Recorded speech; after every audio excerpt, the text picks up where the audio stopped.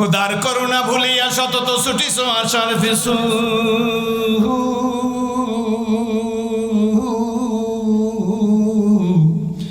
জানিও তোমার তকদির ছাড়া পাবে না কো বেশি কিছু। খোদার করুণা ভুলিয়া সতত ছুটিছ আশার পিছু, জানিও তোমার তকদির ছাড়া, জোরে কোন, জানিও তোমার তকদির ছাড়া পাবে না কো বেশি কিছু। কে আছো কোথায় হেরিয়ে হেথায় আজিকের মামর শেষ দিন, জীবন প্রদীপ নিভু নিভু প্রায় হইয়া এসেছে কিন। এ দেহে মনে কত না শক্তি কত না সাহস ছিল, কার ইঙ্গিতে সহসা সকলে শূন্যে মিলিয়া গেল। কার ইঙ্গিত? জোরে কোন।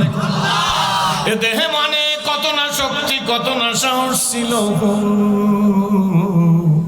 কার ইঙ্গিতে সহসা সকলে শূন্যে মিলিয়া গেল। উঠি বসি হাঁটি করি ছুটাছুটি চলিয়াছি দিবানিশি, সে দেহ আজি মাটির সঙ্গে যাইতেছে যেন মিশি। হালাল তেজিয়া হারামে মত্ত কেন রে হারাম খোর, জানিও তোমাকে ডাকিছে কিন্তু কঠিন মাটির ঘর। হায়াত তরুর শাখায় বসিয়া, জোরে, হায়াত তরুর শাখায় বসিয়া হেরিতার ফলমূল। সাদা কালো দুই ইঁদুরেতে ভাই কাটিছে তরুর মূল। লাভের আশায় কর্মে ব্যস্ত ছুটিছ আশার পিছু, জানিও তোমার তকদির ছাড়া পাবে না কো বেশি কিছু। বসলি পীর বুজুর্গের সমালোচনা, জানি না, শুনি না, বুঝি নাই, দেখি নাই, অভিজ্ঞতা নাই, সমালোচনায় ভুল নাই, কিন্তু মনে রাইখা দিয়েন, কোন অলিকে যদি আপনার ভালো না লাগে, কথা বুঝতেছেন তো, অলি আল্লাহ সবাই আপনার ভালো লাগতে হবে এমন কোনো কথা না। যদি ভালো না লাগে চুপ থাকেন, হয়তো তার কাছে যাইবেন না, কিন্তু খবরদার নিজে জীবনে সমালোচনা করবেন না। সমালোচনা করলে আজ হোক কাল হোক নিজের জীবনে নিজে বিপদে পড়বেন, এতে কোনো সন্দেহ নাই। হয়তো এখন শরীরে বল আছে, আপনি যা ইচ্ছা তাই বইলে যাইতে পারেন, কিন্তু আব্বু গো, যেদিন দেখবেন ডাক্তার বলবে 31 ডায়াবেটিস, কিডনিটা নষ্ট হয়ে গেছে, চোখের দৃষ্টি কমে গেছে, চোখের কোঠরে পানি নাই, লিভার সিরোসিস হইছে, কি বলেন, বলে না ডাক্তার, বলে আপনার হার্টের 3টা ব্লক, তখন সব খেলা শেষ হয়ে যাবে। কি বলেন? সমালোচনা করার সুযোগ পাবেন না, তখন নিজকে নিজে নিয়ে ব্যস্ত থাকবেন। বেশি বোঝার ফলে, মনে আছে তো, তাল গাছ থেকে রশি ধরে টান দিয়ে নামাইছে, 30 হাত 20 হাত তাল গাছ থেকে যদি রশি ধরে টান দিয়ে নিচে নামায়, সে কি আর বাঁচে নাকি? পড়ছে, নামছেও তাল গাছ দিয়া, ভালো করে শুনেন। কিন্তু লোকেরা বলল কি হইল, নেতার বুদ্ধি তো নিছি, কি বলেন, নেতা বুদ্ধি নিছি, বুদ্ধি অনুযায়ী কাজও করছি, রাইট, নামাইছিও, কিন্তু সে আর বেঁচে নাই। ব্যাপারটা কি? নেতার কাছে দৌড়েই চলছে, লাশ রাইখা যাই কয়, লিডার বুদ্ধি তো আপনি দিচ্ছেন, আপনার বুদ্ধিমতোই কাজ করছি, নামাইছিও, কিন্তু সে তো নাই, থাকে, সে তো জীবিত নাই। এখন নেতায় দাঁত কামড়ায় দিয়ে বলে, আসলে বুঝলাম না ব্যাপারটা কি হইল, এই রশি দিয়ে জীবনে অনেক কূপের মধ্যে লোক পড়ছে, তারে আমি উঠেছি, কিন্তু একই সূত্র ধরেই তো আর নামাইতে চাইছি, কিন্তু সে যে মরিয়া যাবে তো বুঝি নেই। মানে কূপ থেকে উঠাইছে রশি ধরিয়া, এই থিওরি দিয়া গাছের তাল গাছের মাথার লোক নামাইতে চায়। কথা বুঝছেন না? বুঝছেন না? এই সমাজের মধ্যে কিছু মানুষ আছে যে থিওরিতে কূপ দিয়া মানুষ উঠায়, ওই থিওরিতে গাছ দিয়া মানুষ নামানো যায়। জোরে বলেন।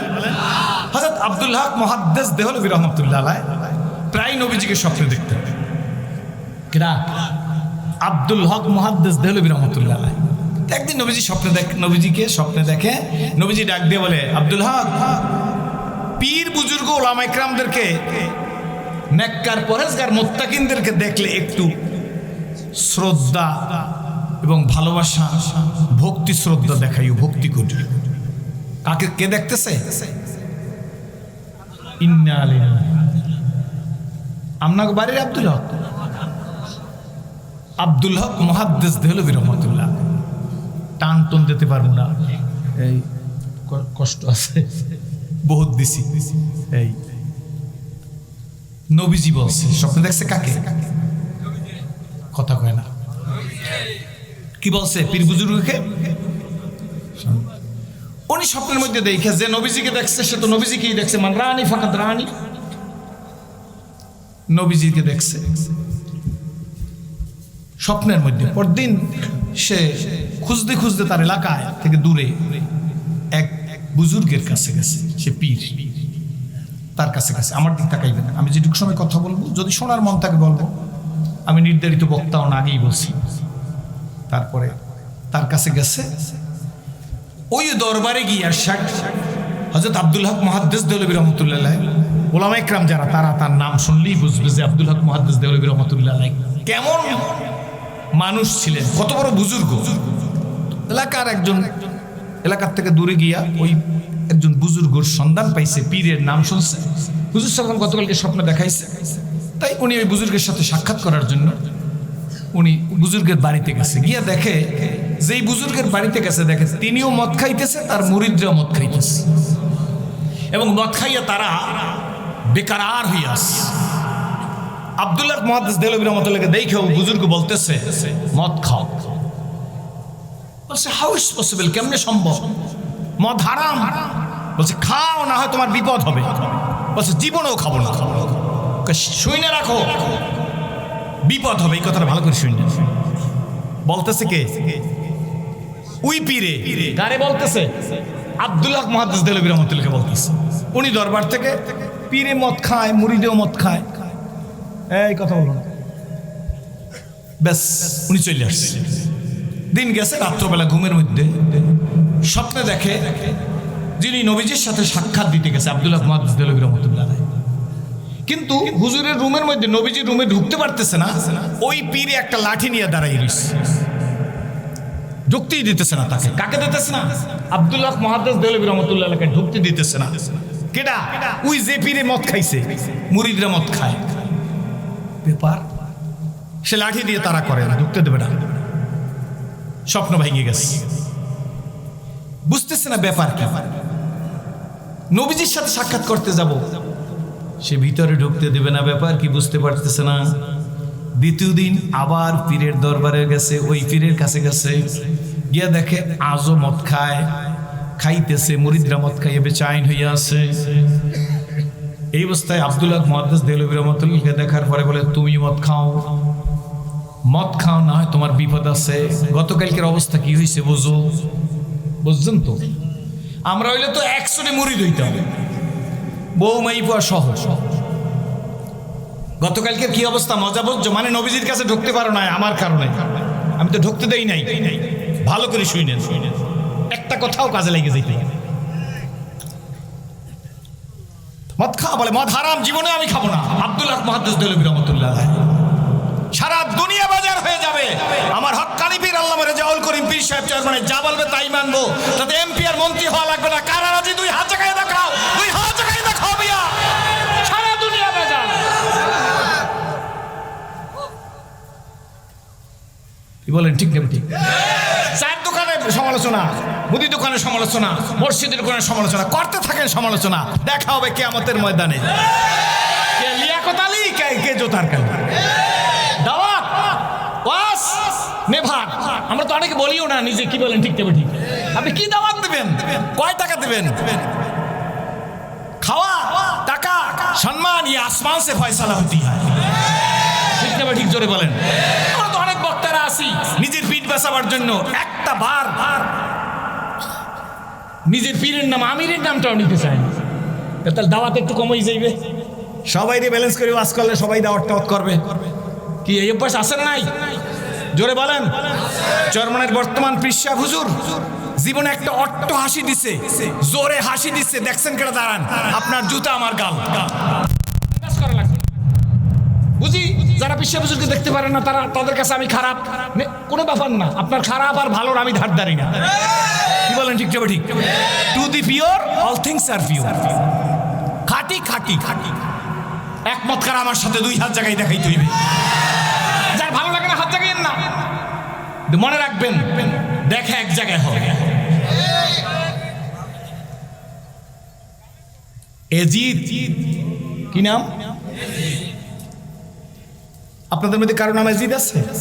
এজিদ ভালো মন্দ নিয়ে আমি কোনো কথা বলবো না, আমি কোনো মশালা দিচ্ছি না। আছে? হুসাইন, হুসাইন, হুসাইন নবীজির নাতি। হুসাইন গদি পাইছে এজিদ, হুসাইন গদি পায় নাই। বড় আলেম আমার পাশে ওলামা ইকরামরা আছেন। গদি পাইছে কেডা? এজিদ। গদি পায় নাই কে? হুসাইন কে? নবীজির নাতি, গদি পায় নাই। এজিদ গদি পাইছে। কিয়ামত পর্যন্ত কোন সন্তানের নাম বাপে এজিদ রাখবে না, কিন্তু হোসাইন নামের লোক এখানেও 2-4 জন না থাকতে পারে না। ক্লিয়ার কথা বুঝতে পারছেন নি হুজুর? ইয়াজিদ কি পাইছে? গদি পাইলে সম্মানিত হয়, ঠিক না? গদি পাইলেই তো আমরা সম্মান মনে করি, কিন্তু হোসাইন গদি পায় নাই। নবীর নাতি গদি পায় নাই, এজিদ গদি পাইছে। কিয়ামত পর্যন্ত কোন বাপ তার সন্তানের নামে এজিদ রাখবে না, কিন্তু হোসাইন নামে কিয়ামত পর্যন্ত লোক চলবে। তাহলে বোঝা গেল গদি পাইলেই সম্মানিত হয় না, গদি না পাইলেও সম্মানিত হওয়া যায়।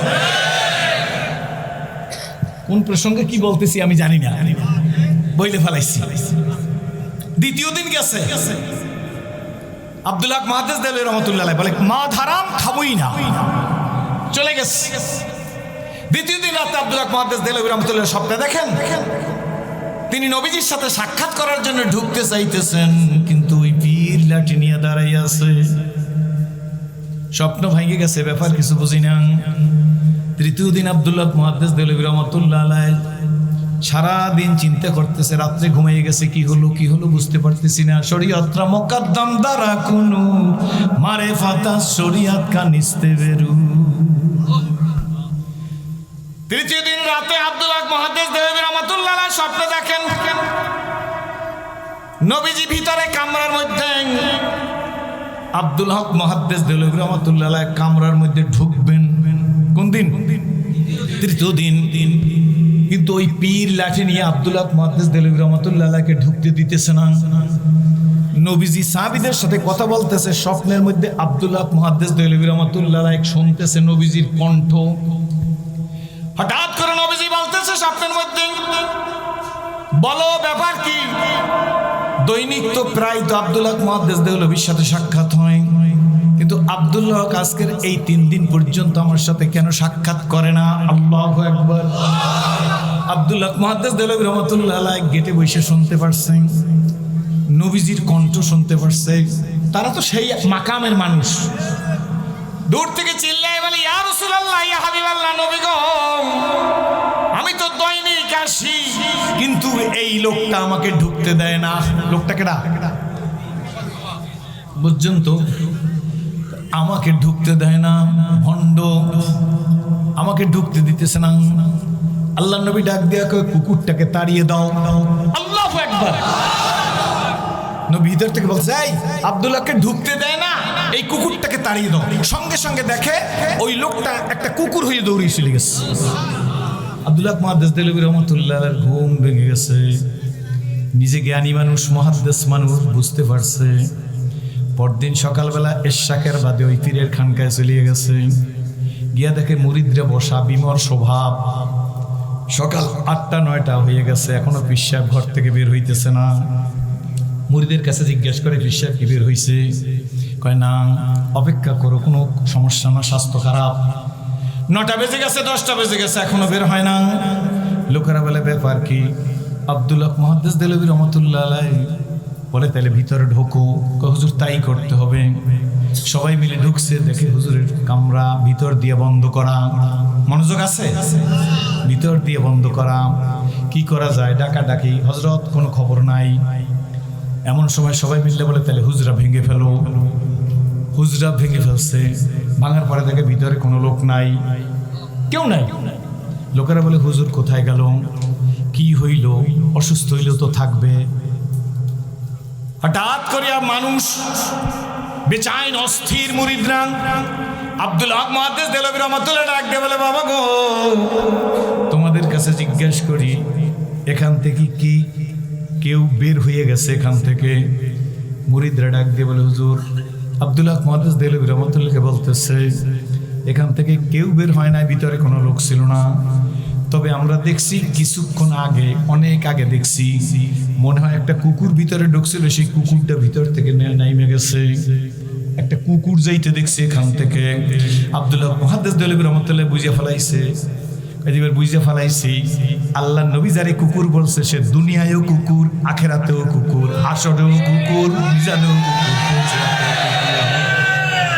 নবী বলছে কুকুরটাকে তাড়িয়ে দাও, কুকুর চলে গেছে, মানুষ ছিল না। বন্ধুরা, আফসোস, আপনাদেরকে দেখে ইসলাম কবুল করেছি। মনোযোগ দিয়ে শোনেন, কষ্ট হয়? আপনাদেরকে দেখে ইসলাম কবুল করেছি। সোনার যুবকেরা রে, সুরাতে মানুষ হইলে হয় না, প্রকৃত মানুষ হওয়া লাগবে। প্রকৃত মানুষ হইতে হইলে প্রকৃত মানুষের কাছে যাইতে হয়। কি বলেন, ঠিক না ঠিক? মানুষ অনেক কিছু পারে যা জিনে পারে না। মানুষের সম্মান বেশি না ফেরেশতার সম্মান বেশি? জোরে কোন। মানুষের ক্ষমতা বেশি না জিনের ক্ষমতা বেশি? আল্লাহু আকবার।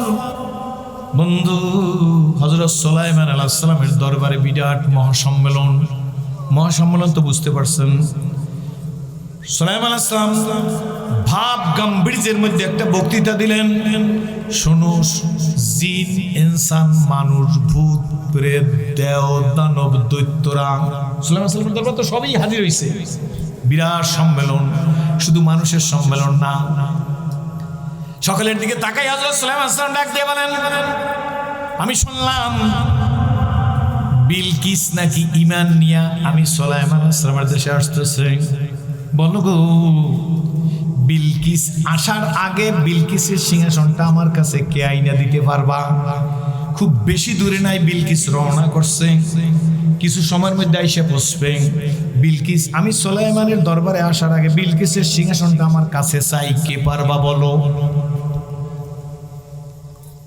একজন দাঁড়াই বলতেছে, হুজুর, নবী সুলাইমান গো, আপনি দাউদ আলাইহিস সালামের 19 নম্বর ছেলে। কয় নম্বর? দাউদ আলাইহিস সালামের 19 ছেলের মধ্যে ছোট ছেলে হযরত সুলাইমান আলাইহিস সালাম। আপনি সম্মানিত পয়গম্বর, আপনি হুকুম করলে আমি পারবো বিলকিসের সিংহাসন এনে দিতে। হযরত সুলাইমান আলাইহিস সালাম ডাক দিয়ে বলে, কত সময় তোমার লাগবে? কয়, বেশি সময় লাগবে না, আমি অল্প সময়ের মধ্যে আইনা দেব। কত সময়? কয়, সুলাইমান নবী গো, আপনার মিটিংটা শুরু হয়েছে, শেষ হওয়ার আগে বিলকিসের সিংহাসন আপনার পাশে। হযরত সুলাইমান আলাইহিস সালাম ডাক দিয়ে বলেন, এত দীর্ঘ সময় দেওয়া যাবে না, এর চাইতে কম সময়ের মধ্যে বিলকিসের সিংহাসন এনে দিতে হবে। তুমি কে? কয়, হুজুর, আমি জিনের মধ্যে একজন। কয়, তোমার নাম কি? কয়, আমার নাম ইফরিত। কি নাম? ইফরিত। আমি জিনের মধ্যে একজন সর্দার, আমি পারবো মিটিংটা শেষ হওয়ার আগে আমি সিংহাসন আইনে দেবো। সুলাইমান আলাইহিস সালাম বলে, তুমি বসো, এত দেরি করে আনা যাবে না। এই ভাই, কথা বলেন কেন? এই আপনার ওখানে কথা বলেন কেন? এত দীর্ঘ সময় দেওয়া যাবে না। কে বলছে? আইনে দেবে কে বলছে? ইফরিত। ইফরিত জিনের মধ্যে একজন সর্দার। আমরা জিনের ভয় পাই না? জোরে কোন, ভয় পাই না? জিনে মানুষের কথা শোনে, বিশ্বাস হয়। জিন বড় না মানুষ বড়? মানুষের জিন বোতল ভরে রেখে দিতে পারে, কিন্তু জিনে মানুষ বোতল ভরতে পারে না। তাহলে মানুষের সম্মান বেশি না জিনের সম্মান বেশি? জোরে কোন। এত দীর্ঘ সময় দেওয়া যাবে না, এর চাইতে কম সময়ের মধ্যে বিলকিসের সিংহাসন কে আইনা দিতে পারবা বলো? হঠাৎ একজন দাঁড়াইছে ওই কোনার দিয়া, নিনান্তি সেকুন পছন্দ হয় না। কি সরমনা হুজুর দেখলে পীর পছন্দ হয়? যদি পীরের প্যাড এইরকম মোটা থাকে, পাগড়ি একই সাত, তাল গাছের মতো একটা লাড়ি, তাইলে মানুষ মনে করে যে না, পীর লাগে। কি বলেন, ঠিক নেবে? ঠিক। অল্প বয়স কি করেন? অনেকে তো চায়ের দোকানে বেশি মন্তব্য করে, এত অল্প বয়সের পীর বুঝি কি? ঠিক না? পুলিশের কাছে বন্দুকটা কয় হাত? 2 হাত। বন্দুক, বড় বন্দুক কয় হাত? আর ওসির কাছে পিস্তল কয় হাত? কথা কয় না পাবলিক। 1 বিঘা। তো পিস্তলের ক্ষমতা বেশি না বন্দুকের ক্ষমতা বেশি? বুঝতে বলছেন তো? পিস্তলের দাম বেশি না বন্দুকের দাম বেশি? কনস্টেবলের কাছে থাকে বন্দুক, কয় হাত লম্বা? 2 হাত লম্বা। একে 47 রাইফেল কম হইলো 1.5 হাত, ওই যা দেখি আর কি, ঠিক না? কিন্তু ওসি সাহেবের পকেটের কাছে পিস্তল কতটুক? 1 বিঘা। দাম বেশি পিস্তলের না বন্দুকের? জোরে কন। ক্ষমতা পিস্তলের বেশি না বন্দুকের বেশি? মানুষ বড় হইলি, পেট মোটা হইলি দাঁড় হয় না, কি ঠিক তবে ঠিক? জোরে কন। চন্দখানি হেকমতে ইউনানিয়া রাহাম খাকুম। ঝিনুকের মধ্যে মুক্তা থাকে, ঝিনুকের মুখ না খুললে বোঝা যায় না।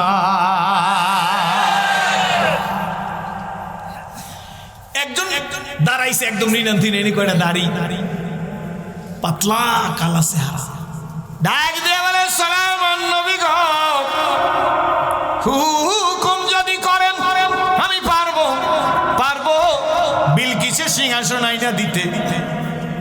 সালাম সালাম দেখে যে রিনান্তিন, তুমি কে ডাকা? হুজুর আমি একজন মানুষ, আমি একজন মানুষ।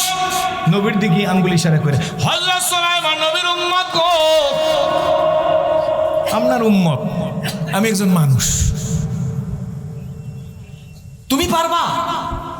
নাম, জি হ্যাঁ আমি পারবো। কত সময় লাগবে তোমার? তুমি ইনসান, তুমি মানুষ, আমি সুলাইমান নবীর উম্মত, বলো গো কত সময় লাগবে বিলকিসের সিংহাসন আইনে দিতে?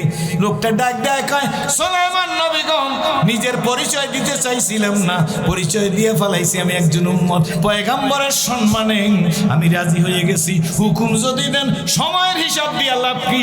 আপনি সুলাইমান নবীর চোখটারে বন্ধ করে ছেড়ে দিবেন, দেখবেন বিলকিসের সিংহাসন আপনার ডান পাশে। জিনের লাগবে সম্মেলন শুরু করেছে, শেষ হওয়ার আগে। আর মানুষ যে সে বলতেছে আপনি পয়গম্বর সুলাইমান নবী, সময় টমের হিসাব কি? আমি একজন মানুষ, আপনার খাতিরে আমি দাঁড়াইছি, নাইলে দাঁড়াই পরিচয় দিতাম না। আমি আপনার উম্মত, আপনি হুকুম করবেন, আপনি আমারে খালি বলবেন সিংহাসন নিয়ে আও, এই কথা চোখটা বন্ধ করে ছাড়িয়ে দেবেন। এটা আমরা বলি এক পলক। কি বলি? এক পলক। আপনি সুলাইমান নবীর চোখটা বন্ধ করে ছাড়িয়ে দেবেন, দেখবেন বিলকিসের সিংহাসন আপনার পাশে। তো জিনে পারছে আগে না মানুষে পারছে আগে? জোরে কন। মানুষের ক্ষমতা বেশি, এটা মানুষ যে পারে, মানুষের মতো মানুষ, এটি আমার মতো মানুষ না, পারে, এটা প্রমাণ করার জন্য হযরত জিবরিল আলাইহিস সালাম একদিন মদিনার মসজিদের সামনে গেছে। আল্লাহকে যাও পরীক্ষা করে দেখো। জিবরিল আলাইহিস সালাম যাইয়া মানুষের বেশি মসজিদের দরজার কাছে দাঁড়াই আছে। এমন সময় একজন বৃদ্ধ বয়সের মানুষ খুব সবাইয়ের পরে মসজিদে নববী থেকে বের হইতেছে, সাদা দাড়ি, বয়স্ক পরেশগার মানুষ। ইনি হযরত আবু বকর সিদ্দিক রাদিয়াল্লাহু তাআলা। জিবরিল আলাইহিস সালাম মানুষের বেশে সালাম দিয়া ডাক দিয়ে কয়, হযরত একটু মুসিবতে পড়ে আসছি। কয় কি মুসিবত? মুসিবতে পড়ছে কেন বলতেছে? জিবরিল কার সাথে বলতেছে? আবু বকর না, আবু বকর কইলে তো ভালো হয় না, আবু বকর সিদ্দিক রাদিয়াল্লাহু তাআলার সাথে। আমার বাড়ির পাশে আবু বকর কইলে অসুবিধা হইতে না, কি বলেন? ঠিক নেই, ঠিক জোরে করেন। কারণ আমাদের দেশ তো নিয়ম আছে, ছেলে যখন হয় তখন মুহাদ্দিস সাহেব হুজুরের কাছে গিয়ে কইছে ছেলেটার নাম রাখবো কি? কয় নাম রাখো আব্দুল মালিক। কি নাম রাখতে কইছে? আব্দুল মালিক মানে মালিকের গোলাম। আব্দুল্লাহ মানে আল্লাহর কন্যা। জোরে। আব্দুর রহমান, রহমানের গোলাম। কোনো মানুষ রহমান না, কোনো মানুষ মালিক না, কোনো মানুষ খালেক না, কিন্তু রাখার সময় আদর করেই রাখে নাম। কিন্তু যখন বড় হয় তখন ছেলে ডাক দেয় খালিককে দিকে, ঠিক না? যারা এই ধরনের বাক্য ব্যবহার করবে, নিজের সন্তান হোক, ভাগ্নে হোক, আত্মীয় হোক, তাদের কপালে আগুন লাগবে। কারণ কোন খালেক কেডা? মালিক কেডা? ঠিক না? ঠিক জোরে কন। তাহলে কি বলতেছিলাম? ডাক দিয়ে বলতেছে হযরত আবু বকর সিদ্দিক রাদিয়াল্লাহু তাআলার হাতে কাছে ডাক দিয়ে বলতেছে যে আমি, আপনি তো আবু বকর সিদ্দিক কাজী, যে একটা সমস্যায় পড়ে এসেছি। কি? আমি এই জিবরিলকে খুব প্রয়োজন। কে বলতেছে? জিবরিল আলাইহিস সালাম বলতেছে আমার জিবরিল আলাইহিস সালামের খুব প্রয়োজন। তো আমি কোথাও খুঁজে পাই নাই, আপনি কি বলতে পারেন এই মুহূর্তে জিবরিল আলাইহিস সালাম কোথায় আছে? সুবহানাল্লাহ। মিয়া কপাল